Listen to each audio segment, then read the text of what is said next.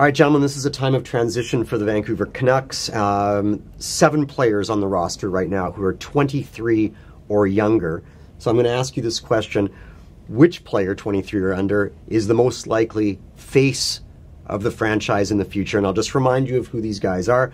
Sven Baertschi, Emerson Edom, Michael Granlund, Jake Virtanen, Jared McCann, Ben Hutton, and I've missed one. Bo Horvat, maybe? Thank you, Bo Horvat. Hey, there we go. And maybe the one that might be the answer to your question. Watch this for a segue. That would be the guy I'd pick. I mean, for me, he's been auditioning for the role as captain for the last 2 years.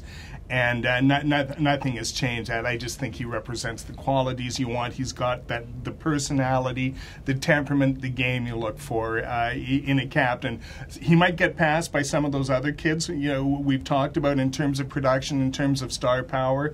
But I think just in terms of the day-to-day thing he brings, that's the guy you want wearing the C and representing the franchise. Well, you know what's funny, of course, Ed, is about a year ago, the 3 of us were at a function. It was the auto show.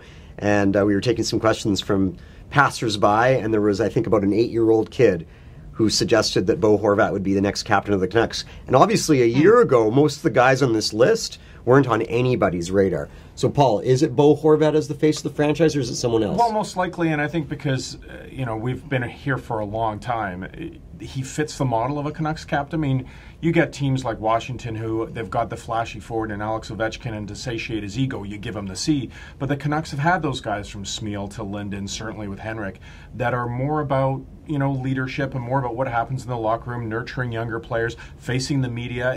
That's something you undervalue in this market versus a place like Washington or even a Florida, that if you have to go out there and be the guy who's accountable, it's why Luongo was a disaster as captain, and not so much because of his personality, but because of the spotlight it put on him.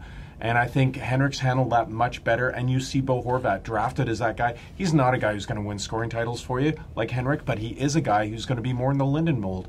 Solid at both ends of the rink, good with the media, good with his teammates. It's a coming-of-age story. If there's another guy, and I know I had actually used the phrase in the earlier segment, Jake Virtanen is a guy that you look at that physical presence, really seems to have matured quickly over this past couple of weeks.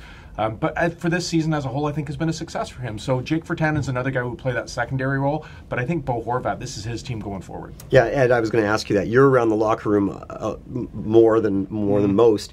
When you see Horvat compared to other guys his age, does he seem to be older than them? Does he carry himself older? Yeah, he's always had that maturity thing, and I don't think you can underestimate the value of I mean, his locker is in very close proximity to Henrik's, so after every game he sits there and he watches how Henrik deals with the media, how he deals with the pressure, all the questions.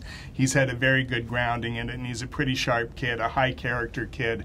Like I said, he just seems to represent those qualities you want in your captain. He might not be the best player of that group, but I think as far as a leader, that's the guy you want. All right, well, I know that I was saying that the 7 players 23 and under, that left out Linden Vey, who's 24, not 23, and that might have changed everything. Thanks, guys.